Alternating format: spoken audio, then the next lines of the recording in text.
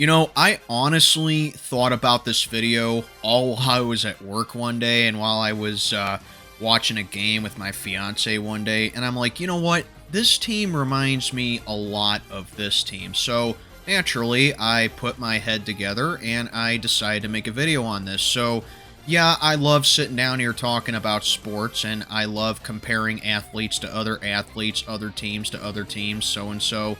So I figured that I would come on here and do something a little different on this channel. So what I am going to do is that I am going to compare sports teams to other sports teams. Now, I tried not to compare teams that play in the same city with each other, but I tapped out on a couple of them, as you'll see in the video. And also, I want to emphasize, and I'm going to do this throughout the video, I really need to stress this, that these are not perfect comparisons. I don't claim for them to be, but I feel like they're good enough comparisons. If you have any other comparisons, let me know down in the comments below. But yeah, check this out. This is me comparing sports teams to other sports teams, and without, saying much more, let's get on to the video. So, first up, the Los Angeles Lakers and the New York Yankees. I'm getting this one out of the way first and early because it was the first one to come to my mind, and it was the most obvious. These are the most storied franchises in their respective sports, and they're seemingly never a bottom feeder. Yeah, the Lakers have the second most titles in the NBA, whereas the Yankees have the most titles in the MLB. But like the Yankees, the Lakers have had multiple dynasties and several eras of sustained success. Both have had some of the greatest players to ever play in their sports. I mean, with the Yankees, the list is endless. You got Lou Gehrig, Mickey Mantle, Mariano Rivera, Reggie Jackson, Yogi Berra, Jolton Joe DiMaggio, Whitey Ford, Derek Jeter, Babe Ruth, so on and so forth.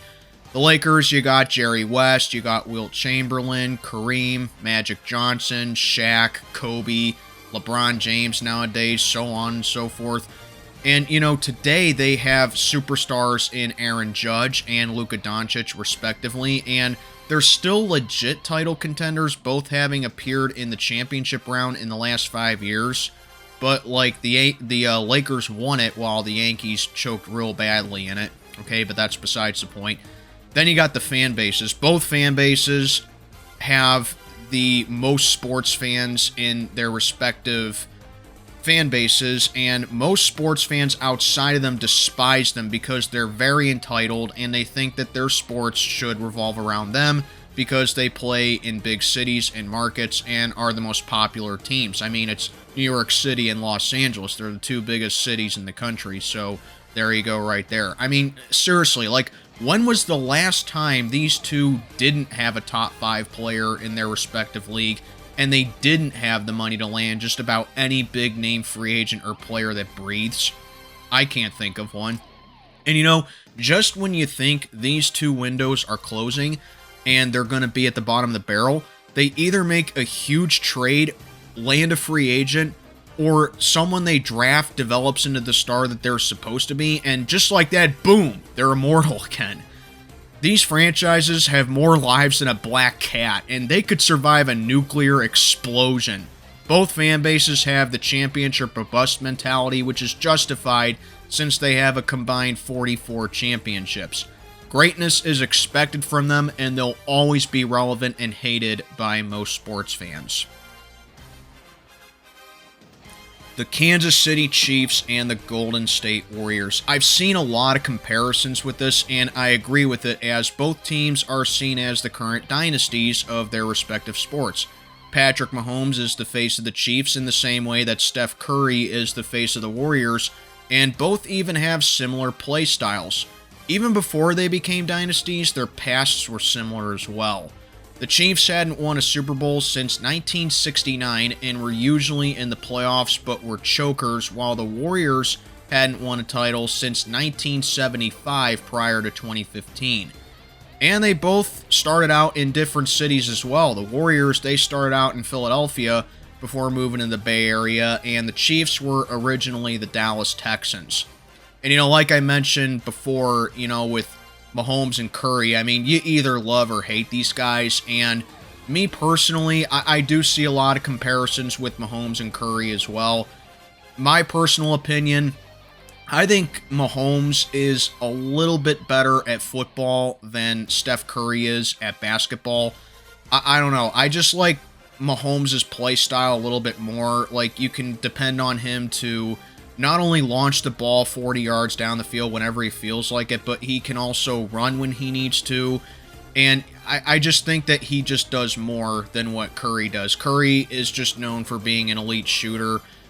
Very often do you see him, like, laying up the ball, slam dunking it. You don't really see that with Curry. So, like, both are generational talents for sure, but personally, I think Mahomes is a little bit better at football than Curry is at basketball. And also, like I mentioned with the Yankees and Lakers entry, the Chiefs and the Warriors both have fan bases that have grown to be very entitled as well because of their recent championships, and should they not win a championship, the season is a total failure in their eyes. Their championships were mostly homegrown, with hitting on draft picks and developing into all-pros and superstars and even all-time greats. And then how about in the midst of their runs, the teams added big names as well. You got the Chiefs getting DeAndre Hopkins last year, while the Warriors added Jimmy Butler. And we all know the disaster that with Kevin Durant back in 2016, which made me not watch the NBA for a couple of years, if I'm being honest with you. And then, speaking of 2016, the Warriors lost the NBA Finals with a 73-9 record, and the Chiefs got blown out in 2 Super Bowls, winning 14 games or more in the regular season both times. So, both have had big playoff meltdowns and championship meltdowns on the biggest stage. They have a lot of bandwagon fans that have hopped on these teams over the last decade, but there are old-time, passionate, diehard fans that remember the hard years as well, so that's what separates it right there. Then, you know, when Mahomes and Curry each have monster games, or they're even just merely very good games, the fans on social media, they act like a championship's in the bag, and they remind you that they're the dynasty, you know. Every milestone celebrated, the media loves them, and both have been in the GOAT talks in their respective sports for quite a while. So, simply put, these fan bases are here to stay, and the teams won't be going anywhere until their dynasty days are long gone. The Edmonton Oilers and the San Francisco 49ers. Very eerie comparison here, as both franchises have 5 championships, and both had dynasties in the 80s. Both had players that many consider to be the GOAT of their sports, Wayne Gretzky and Joe Montana, respectively. And while they both won 4 championships in the 80s, each won one more title in the 90s, but that was the last time they won a championship. So it's been 30 or more years since they each won a title. It just doesn't feel like it because of how consistently they've been in the playoffs as well. You know, because that's mostly because both have been very boom or bust as well. You know, for the 49ers, they're either in the Final Four or don't make the playoffs entirely, and they've made it back to a few Super Bowls since winning their last one, but they lost all of them. The Oilers, they've made it to 2 cups since winning it in 1990, but they lost both of them, and they've been in the playoffs while also consistently making it to the Final Four a lot. Both are longing for another title, and they have what it takes to do it nowadays. You got the 49ers, they're led by Nick Bosa and George Kittle, while the Oilers nowadays with Connor McDavid and Leon Draisaitl. And even then, both franchises went through periods of being mediocre to just terrible before becoming a contender again. But I would say the Oilers were a little more consistent because the 49ers, they just kind of flip-flop between being Super Bowl contenders and bottom feeders, while the Oilers just had a couple of rebuilds and became a consistent playoff team. But when you look at it in a nutshell, these two franchises have a lot in common and are longing for their glory days to return. The Cleveland Cavaliers and the Indianapolis Colts. Okay, so let me explain this one a bit. The Cavaliers had LeBron James for over a decade combined, and he's easily a top 3 player in NBA history. Before the Cavs drafted LeBron, they were a historically awful franchise, and LeBron was drafted into a terrible situation.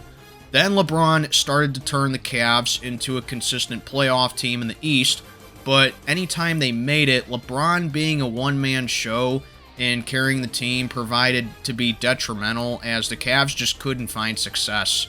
LeBron had the playoff choker label on him as well, and while he wasn't perfect in the playoffs, he was mostly let down by his teammates. Then he goes to Miami in 2010 and he won a championship with the Heat, while the Cavs became the worst team in the NBA during that time. And then LeBron came back to Cleveland. The Cavs won the 2016 NBA Finals, and they made it back 2 other times. Then LeBron left for LA, and the Cavs went through another tough rebuild stint, and now they're one of the best teams in the Eastern Conference. To me, they look like the best team in the NBA right now. But, you know, before LeBron, the Cavs had some good times in the 80s and 90s, but they were never a serious contender. So with that said, here are the Colts. They had Peyton Manning for over a decade, and he's easily a top 5 or even top 3 quarterback in NFL history. And before he was drafted by the Colts, Indy was a consistently bad team, and Peyton was drafted into a rather bad situation too. Then Peyton made the Colts into a powerhouse for over a decade, but almost every time they made it, Peyton had to carry the Colts, and it proved to be their biggest weakness, as the Colts didn't win a playoff game with Peyton until 2003. And then Peyton, he also had the playoff choker label for a long time before the Colts finally broke through, and they won the Super Bowl in 2006 and made it back in 2009. Then Peyton needed major neck surgery in 2011, and the Colts ended up drafting his replacement in Andrew Luck in 2012. And Peyton went on to the Denver Broncos, and the Colts were good with Luck, but not nearly as much of a formidable opponent like they were with Peyton. And, you know, you had Andrew Luck's injuries drastically limiting his career before he shockingly retired in 2019. And the Colts have been spiraling for another quarterback since then. And then before Peyton, the Colts had Johnny Unitas, and they had some success, but they were mostly underachievers before becoming a perennial loser. Like, you see the parallels here. Both franchises had 2 of the greatest all-time great players in their respective sports, but they didn't win as many championships as you'd expect, and they had choker labels. And then they left, and they struggled to find that same success, and when they won a title for both teams, everyone was like, well, it's about time, you know? Obviously, the Cavs are a way better basketball team nowadays than the Colts are a football team, but when you look at the comparisons between LeBron and Peyton Manning and what they did for the Cavs and Colts respectively, I think it's fair to compare these 2 franchises to each other. Oh boy, the Pittsburgh Pirates and the Cleveland Browns. I honestly don't even know what to say. Because, like, the similarities between these two are so obvious. And yes, for those that are new to my channel, I am a Pirates fan, and I am absolutely butthurt by this one. But there's no denying it's true with the comparison here. So, like, I honestly don't even know where to start. So, like, the thing is that these two, over the last 30 years, they have consistently been terrible. They've easily been the worst teams in their respective leagues over the last 30 years. They have constantly had terrible ownership. They constantly have bad front offices, constantly botching trades, constantly underdeveloping players, not letting them pan out, doing just about everything wrong. They have terrible luck. They're the bridesmaids of their respective... I could just sit here, honestly, for like 45 minutes, and I could go on and on about just how awful these two have been over the last 30 years. I mean, for God's sake, the Pirates have not won a division title since 1992. The Browns have not won a division title since 1989, okay?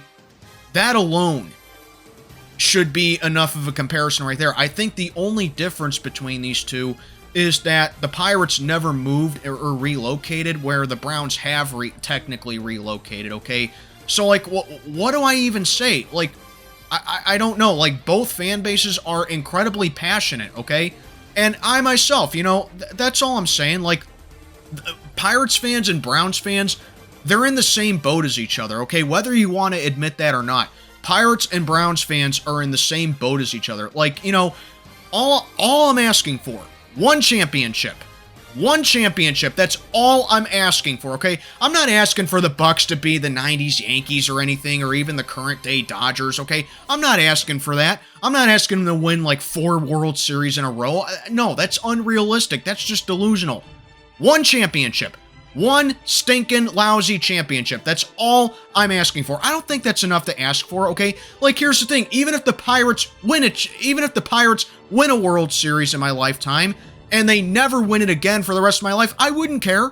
I wouldn't care. Because at least I would know that when I'm being put on my shelf, when I'm dead and gone and cremated, okay, at least I'd have seen the Pirates win a damn World Series. So that's all I'm asking for. One championship. That's it. One lousy World Series title. That's all I'm asking for. And Browns fans, they are in the same boat, like I said. They want one Super Bowl. They want to see them at least go to a Super Bowl. Not even that. They just want to see them be good. You see what I mean? That's why both fan bases are in the same boat as each other, because they've been shit for so long, so consistently. It is statistically harder to be this consistently bad than it is to occasionally accidentally be good. I'm not kidding, okay? However, despite all that, when you take a look at the history between these two franchises, when you look at their history and you dive deeper, these two actually have really good histories before they became the shit shows that they are right now. They actually have rich histories, and you'd think that because they've been so bad, oh, well, they have no titles. They have very few success, and they have very little championships. No, they actually have more championships than you think. The Pirates have 5 World Series titles. The Browns won 4 NFL championships before the Super Bowl, okay? So, like, they have won a decent amount of championships, but it's just that it's been so long since they won it. The Pirates last won the World Series in 1979. Last time the Browns won a championship was 1964. For reference, my parents were toddlers in 1964, and my parents didn't even know each other back in 79, okay? So both franchises, all right, they've gone over 45 years at least without winning a championship, but they have won a decent amount of championships in the past, all right? And then you take a look at the all-time greats between the two. You got Jim Brown, Otto Graham, Lou Groza, Leroy Kelly, Joe Thomas, Phil Dawson, Clay Matthews Sr., coaches like Bill Belichick, Marty Schottenheimer, even Bill Cowher. He was an assistant for Marty Schottenheimer, and even Chuck Noll. He played for the Browns. You know, nowadays they got Myles Garrett. Bernie Kosar was always a fan favorite among Browns fans, even though he really wasn't a great quarterback. He was more of a game manager type. You know, that's the thing, though. You get it. The Browns, they actually have had some really great players throughout their franchise's history that are in the Hall of Fame. Same thing with the Pirates. You know, you got Roberto Clemente, obviously, Honus Wagner, Willie Stargell, Dave Parker, Kent Tekulve, Paul Wainer, Ralph Kiner. You got Kutch, you got Bill Maz, pre-steroid Barry Bonds. Okay, that's a key phrase right there. Pre-steroid Barry Bonds. Nowadays, you got Paul Skeens. Andy Van Slyke was a big fan favorite with Bucks fans, even though, again, I wouldn't call him a Hall of Fame-worthy player, but still a good ball player nonetheless. So, like, yeah, you see, like, you get it. These two have just been such shitty franchises over the last 30 years, but their past is actually really good. And both fan bases are just longing to see them just be good. Not even like championship worthy good. Just be good, period. You know, I had to get that off. It really hurts to have to compare the first sports team that I ever became a fan of to one of my most hated teams in sports, but, you know, you get the point. I'd be lying to you if I didn't make that comparison. You know, I just had to get that off my chest. Dallas Cowboys and Notre Dame Fighting Irish football. Now, this is an interesting one because, so, these are two teams that always get a ton of games on national TV. They have a rich history of championship success, but they're never truly terrible, but never amazing at the same time. But they're good enough to be in the playoffs, and they both have had some great players in their histories as well, and each arguably have some of the most insufferable and bandwagon fan bases in the entire country, okay? However, despite their rich history and their winning traditions, both have not won a championship in 30 years. And they have become very big playoff droppers as well. Obviously, we all know what the Cowboys haven't even made it back to the NFC Championship since winning Super Bowl 30. And then Notre Dame, they haven't won a national title since, I believe, 1988, 89, somewhere around there. I know it was the late 80s, but you get it. Like, these two have gone over 30 years without winning a championship, but they bring it up as if it just happened last week or something.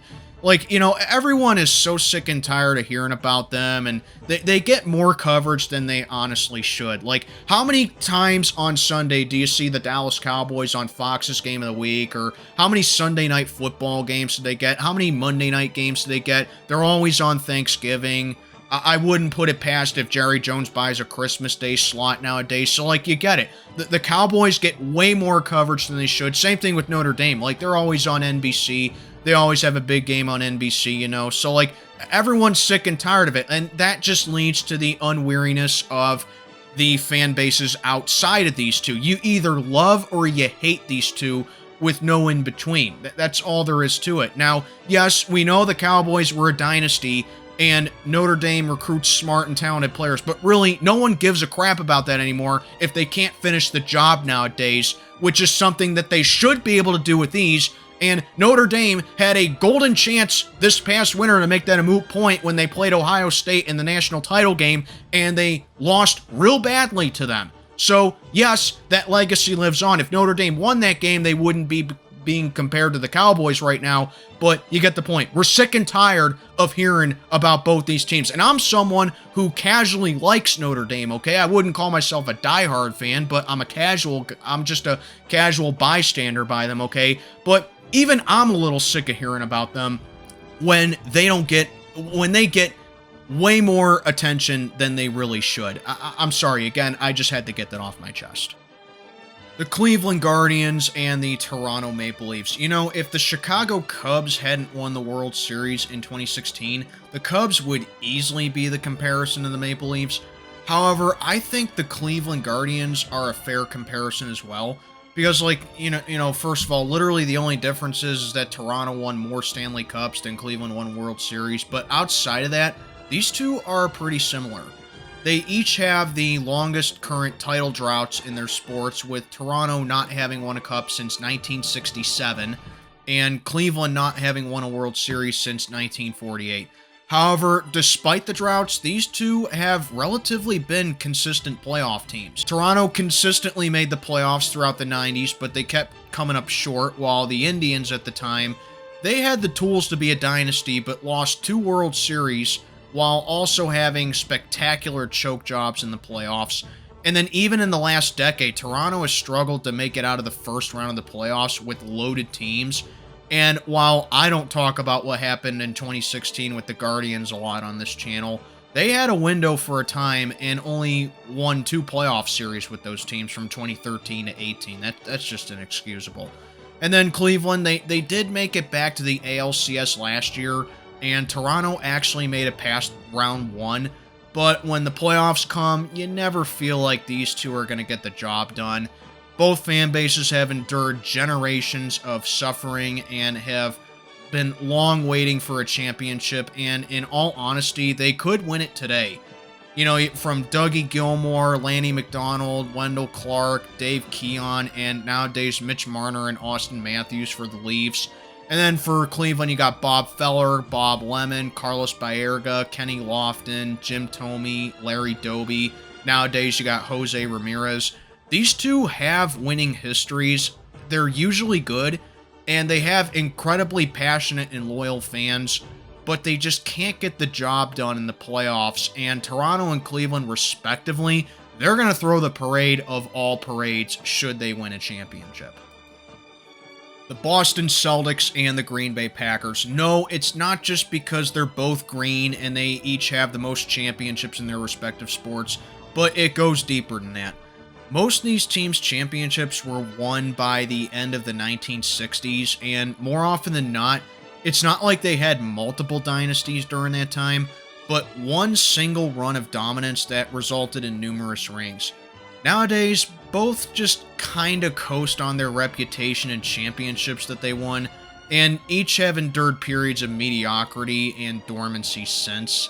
Now, yes, they each have won multiple championships since their leagues and mergers, but they also didn't win as much as their fans and the media would have liked to have seen.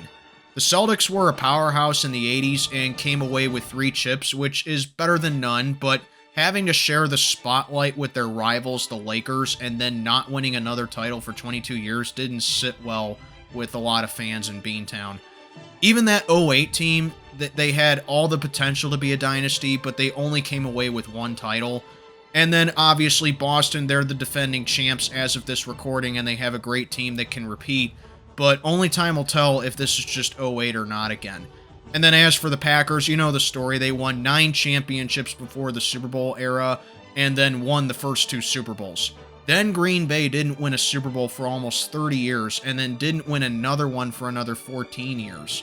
So, yeah, 13 championships looks amazing on paper, but just imagine how much more Green Bay could have if Brett Favre wasn't just as likely to lose a playoff game as he was likely to win one, and if Aaron Rodgers' teams gave him breathing room in the playoffs as well.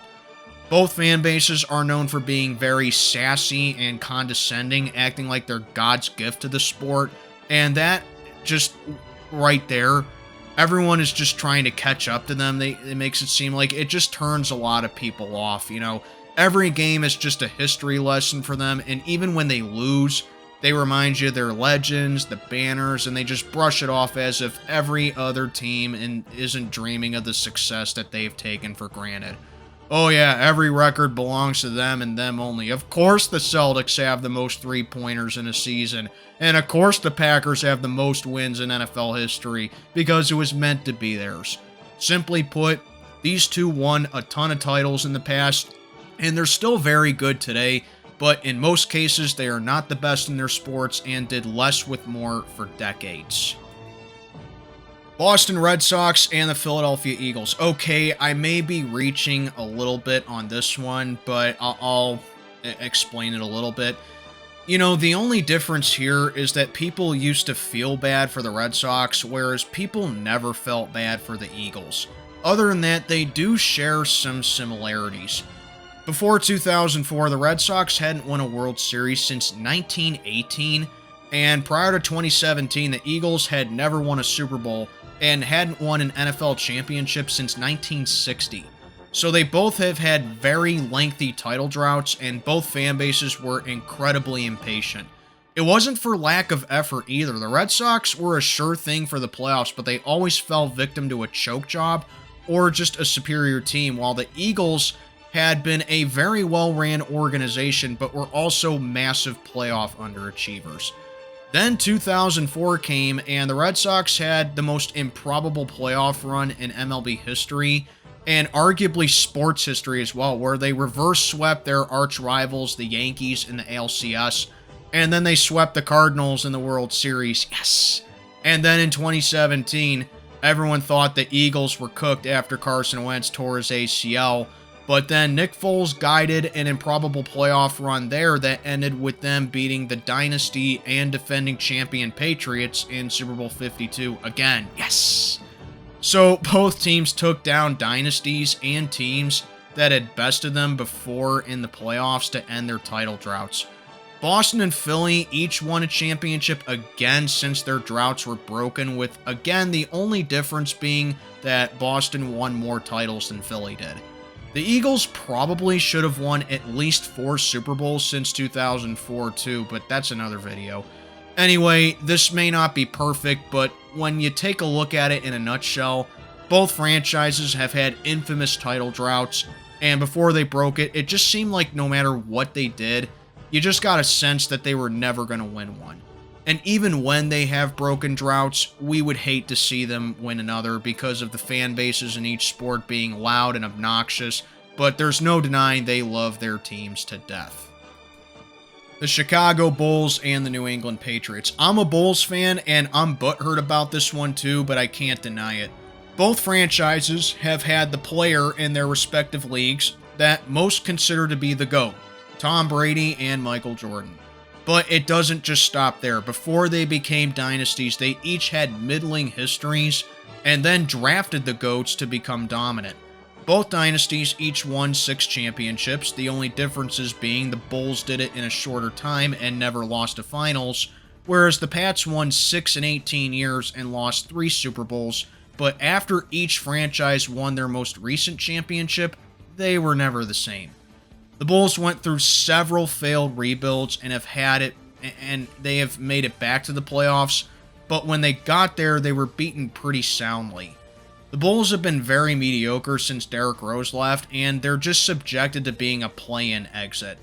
Meanwhile, for the Patriots, they still need a bit more time for their trajectory, but 2 playoff appearances and no playoff wins since winning Super Bowl 53 doesn't seem like they'll be any good anytime soon. Drake May does have some promise, but with a hole at head coach and massive holes on offense, we don't expect the Pats to be contending for a 7th ring anytime soon. Not that I'm complaining. Speaking of coaches, both have had 2 of the greatest coaches in their respective sports in Phil Jackson and Bill Belichick, but they have been in a state of flux and they've been in purgatory since. Both fan bases reminisce on their glory days and are, or at least have had, periods of being at the bottom, but both teams still get a decent amount of primetime coverage, being that they play in big markets in Boston and Chicago.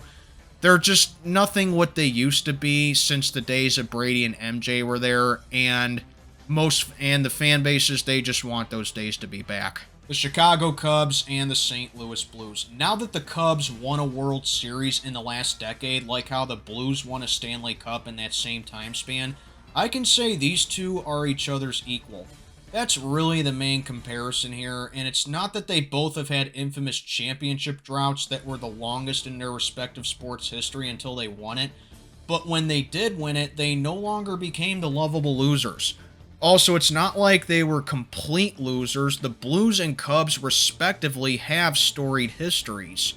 The Blues were founded in 1967 as part of the expansion era in the NHL, and in their 59 seasons as a franchise, St. Louis only missed the playoffs 11 times.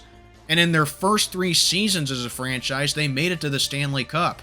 Sure, they got swept in all 3 of them, but to make it there as a baby in the league, 3 years in a row, nothing to glaze past. Almost like the Bills of the NHL a little bit. St. Louis was also largely successful in the 80s and 90s, but they just always came up short in the playoffs, mainly in the second round, where they didn't make it to the conference finals from 1986 to 2001. But they kept making it there, and eventually they brought home the Lord's Cup in 2019. And then for the Cubs, we all know the story. They went from 1908 to 2016 without winning the World Series. I could end it right there, but the Cubs made it to more World Series after that, but kept losing. However, the Cubs also have the 3rd most wins in MLB history and the 6th best winning percentage in MLB history. It's just that when the playoffs came, they found the most inexcusable ways to choke. Even had a penchant for choking in September 1969, 2018, 2019, 2023, and 2024. Anyone? There's also 1984, 1989, and 2003 that led to heartbreak for the Cubs, and you just got a sense the Cubs would never win a World Series. Then came the 2016 World Series, where they were down 3-1 to the Cleveland Indians, and the Cubs reversed their fortunes, overcoming the deficit and winning the series in 7 games. The Cubs parade was one of the largest human gatherings in civilization, no exaggeration. Nowadays, both teams are still good enough to get to the playoffs, and they may win another title, but I think for both these fan bases, 1 title would be enough to suffice for them. Los Angeles Chargers and the Los Angeles Clippers. Oh, I've been itching to do this one. So aside from the fact that both these franchises are virtually non-existent in the LA market, but both have San Diego roots and pay rent to their superiors in their own stadium, the Lakers and Rams. They each have, or at least had, 2 of the most hated owners in sports history, Dean Spanos and Donald Sterling.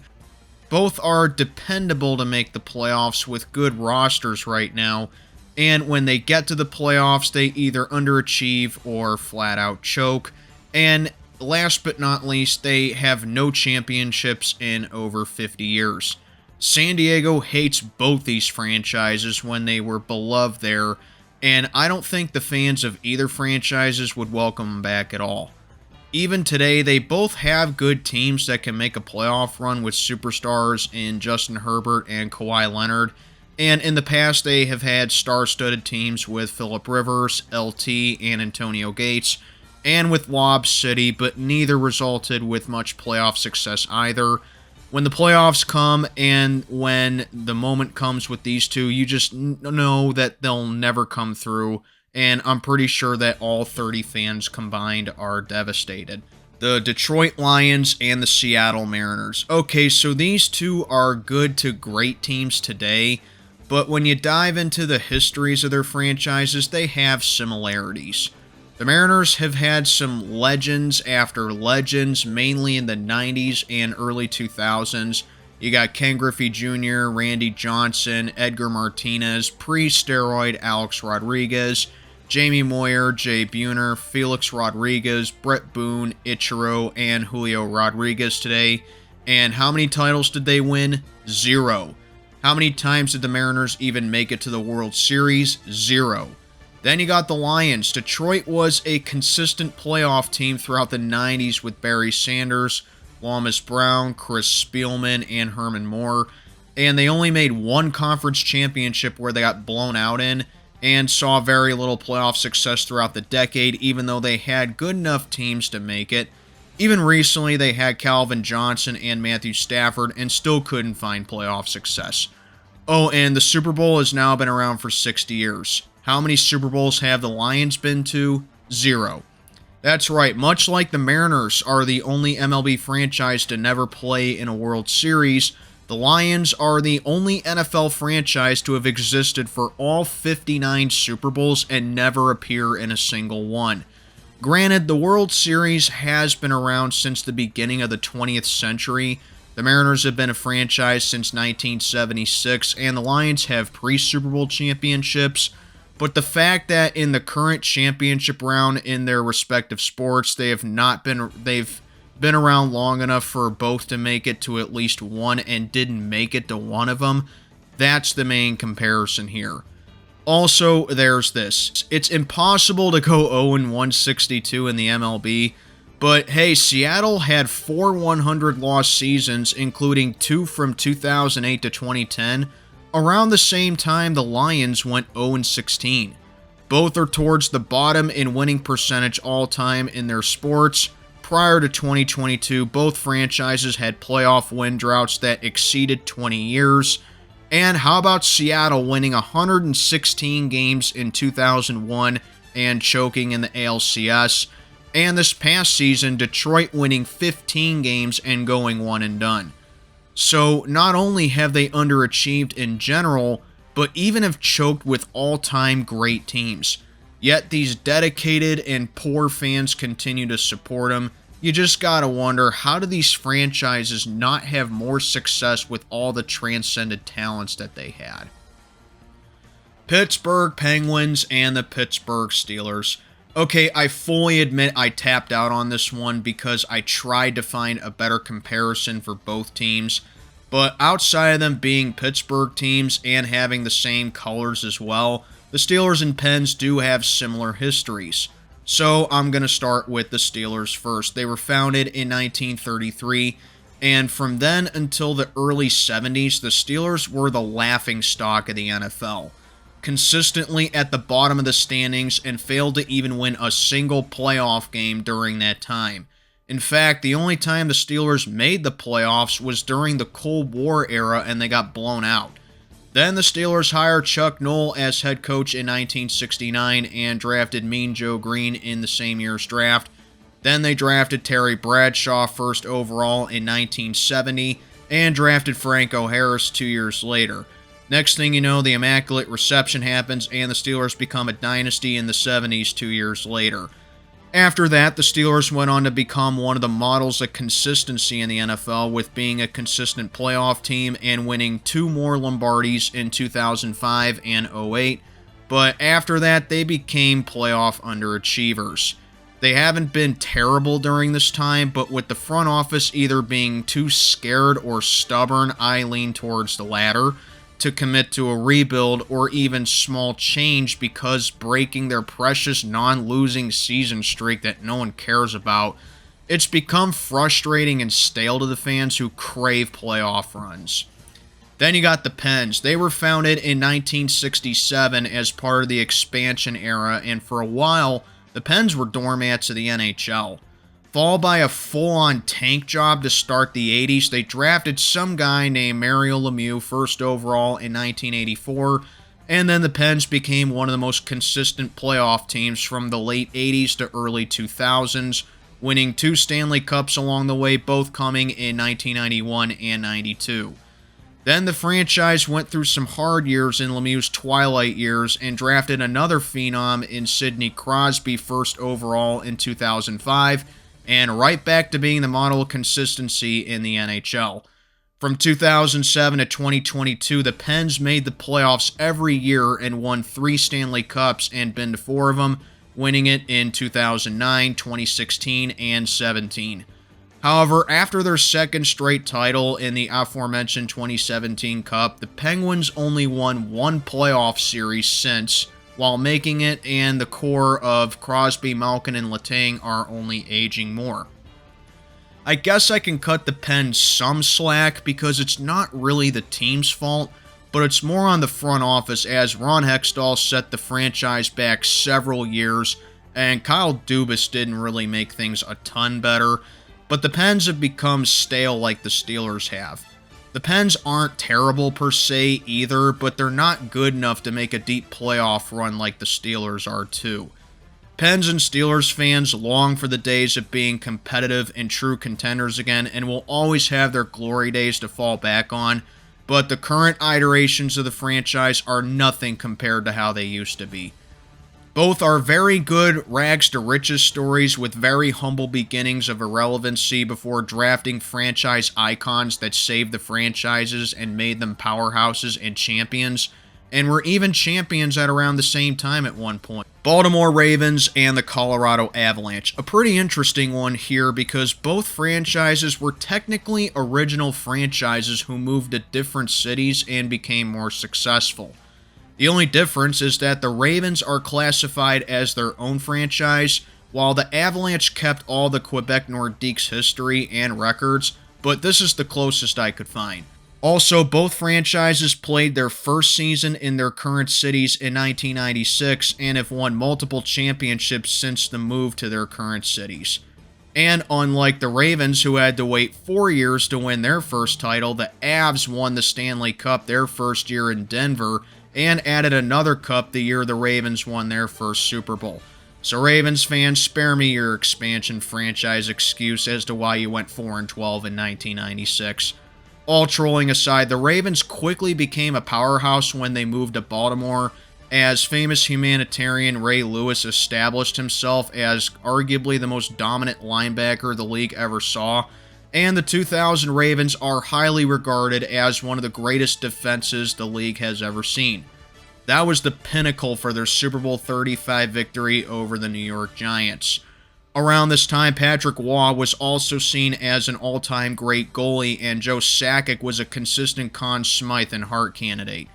These two were sure things for the playoffs for the majority of their existence in their current cities, but also have had some down years, but were never truly terrible for an extended period of time.